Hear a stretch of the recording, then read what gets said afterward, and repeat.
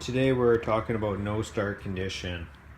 A quick fix that you might want to check if you know you already have gas in your tank, and you might want to check spark. But yeah, the first thing that I'd always check is make sure your battery connection's tight. Basically, what happens is your negative gets taken off a lot. See that? So it's can be kind of loose sometimes. So you always want to make sure that you tighten up your battery connection properly with a socket. Ugh. That's tight now. It's just too tight, I guess. So what we're gonna do is loosen off the nut, and because the battery terminal is tapered,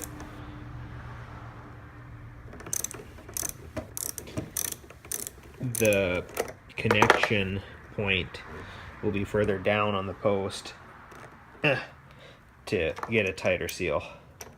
And yeah, I should be holding the clamp down, but I'm pushing it down with the ratchet.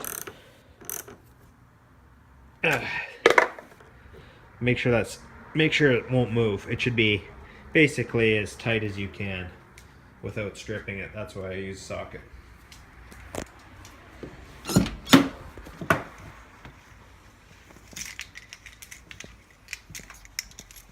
Let's take a look.